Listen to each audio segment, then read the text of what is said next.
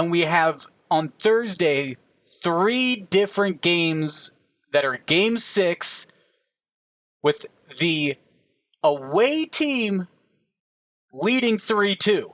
So are we going to see away teams sweep this? I don't know. I think we're going to see at least a couple Game 7s. I'm hesitant to say which ones, though. Yeah, Higgins, I am with you. I think it's really tough to go out there and say all 3 road teams win. I guess, to be honest, Higgins, I got kind of lucky. The one I'm most confident in just getting it done, like not covering a spread, although the spread is tiny in this one between the Sixers and Raptors at only 1.5. I just... All of the the lines are at Sixers 1.5. all of the lines in your all woods. All of the lines are at 1.5, at least from the book I looked at. Yeah, I've got some. So I've got New Orleans plus 2.5. Wow. But yeah, so it's a point difference. So come across the border if you need an extra point. But Sixers Raptors. Sorry, Higgins. I distracted you. That's my fault. 1.5 there. And look, I think the Sixers could get that done. I could also see this being a crazy game like we've had in this series, like we had on the Raptors title run, where it just comes down to a last-second shot, goes in or out, and, that's a 1-point game right there, Higgins. So I don't expect this to be a blowout by any means, but Philly minus 120 on the money line here in New Jersey. I'm taking it now before people can hop on the Sixers train here.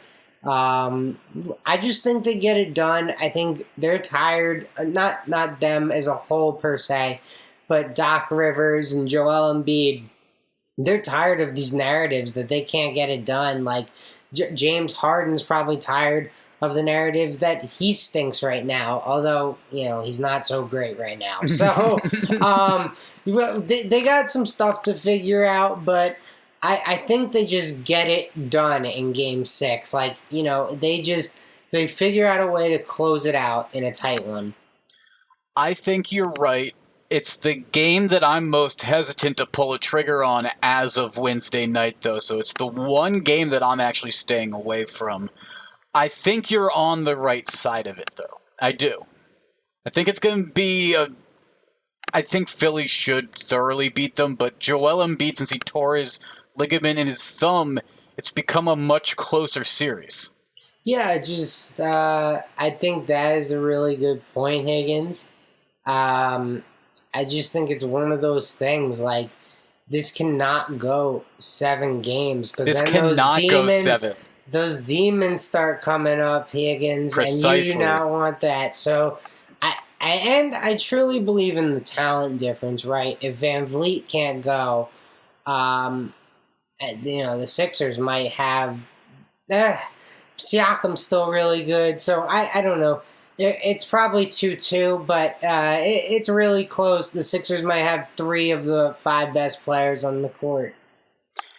I agree. I think it's going to be a great game to start off the night. I'm going to talk about the second game, Phoenix in New Orleans, and without Devin Booker, Chris Paul has a lot on his shoulders, and he looked gassed in Game 5 by how much he had to work for it. And I think coming into Game 6, it's going to be a little bit tougher for how old he is now, for how deep he's been playing right now. It's going to be a little bit tougher. It's going to be a bounce-back game.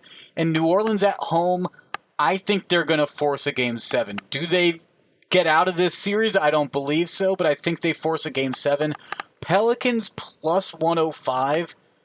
I think it's good value. Getting a home dog like that, I think New Orleans, to me, with Brandon Ingram, with C.J. McCollum, has a much better chance against an injured Phoenix Suns team, per se, than the Raptors against the Sixers, as we were talking about a little earlier. Yeah, we'll see. Ingram's battling some jammed fingers. So, we'll see how, hopefully he shoots a little bit better. So, Yeah, I think the Pelicans are absolutely live in this one, Higgins. This is, again, Phoenix just truly has been a monster probably since their 8-0 run in the bubble, is probably when you'd say this Yeah, all I'd say that's started. right. Yeah, so I would say since that point, Phoenix has just been such a monster. And you know what? I haven't been buying. I haven't been buying. I haven't been buying. The What is 8 that? seed is truly like the time when I've been buying into the Suns. Like, I just think they figure it out. Bridges looked pretty good in the last game, Higgins. And obviously, everyone's been seeing the things that he didn't miss a game in college, hasn't missed a game in his NBA career. So, him obviously playing confident and well is a nice addition to the Suns' offense. And both cams showed up in Game 5, which was very big for Phoenix as well. Yeah, They need that again in Game 6. no, good point. That's why I'm going with New Orleans, though. And so I'm sticking with the Pelicans at home. I think they're going to force a Game 7. Maybe Phoenix takes care of it back at home when they're comfortable, though. The last game of the night, though, Dallas at Utah. The Mavs, I'm taking them at minus 110. And actually, Brett, this is kind of a doubling down on the Mavs to win the series that I have as a future that I took a few episodes ago back in 197. So really, I could be hedging myself long term and picking Utah just in case, but I'm not going to do that.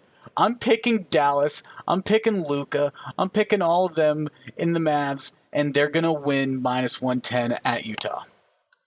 All right, I love the confidence there, Higgins.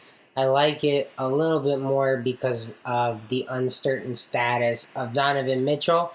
Although the MRIs came back clean, I guess there was reports of bruised quads. So we'll have to keep our eye on how Mitchell looks. So I'm holding off till betting, probably until endgame. But who knows, Higgins?